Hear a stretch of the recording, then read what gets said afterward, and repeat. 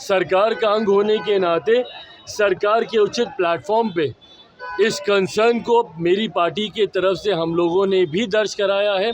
आने वाले दिनों में भी इसके ऊपर मजबूत आवाज़ हम लोगों की तरफ से उठाई जाएगी।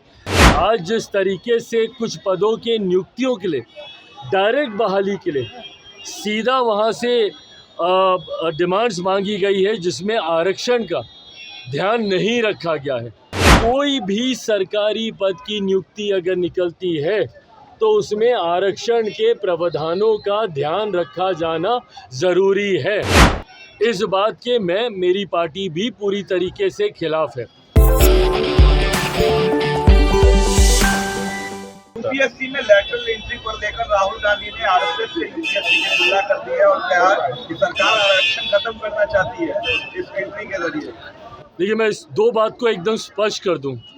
अगर किसी भी एक विषय को उदाहरण के तौर पर दिखाकर अगर सरकार की नीयत पे सवाल उठाया जाएगा तो आज की तारीख में सरकार का अंग होने के नाते मैं इस बात को स्पष्ट कर दूं, हेड ऑफ द गवर्नमेंट मेरे प्रधानमंत्री हैं और प्रधानमंत्री जी की सोच कतई आरक्षण विरोधी नहीं हो सकती।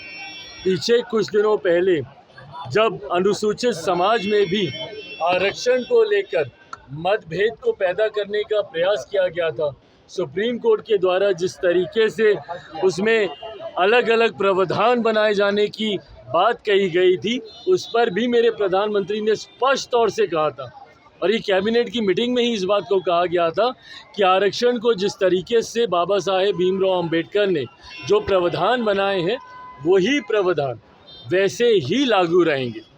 आज जिसका आप जिक्र कर रहे हैं, दूसरी बात ये, पहली बात तो सरकार की सोच पूरी तरीके से आरक्षण के समर्थन में है, प्रधानमंत्री जी की सोच आरक्षण के समर्थन में है।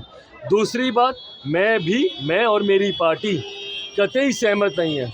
आज जिस तरीके से कुछ पदों के नियुक्तियों के लिए डायरेक्ट बहाली के लिए सीधा वहाँ से डिमांड्स मांगी गई है, जिसमें आरक्षण का ध्यान नहीं रखा गया है।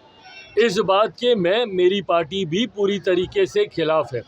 सरकार का अंग होने के नाते सरकार के उचित प्लेटफॉर्म पे इस कंसर्न को मेरी पार्टी की तरफ से हम लोगों ने भी दर्ज कराया है।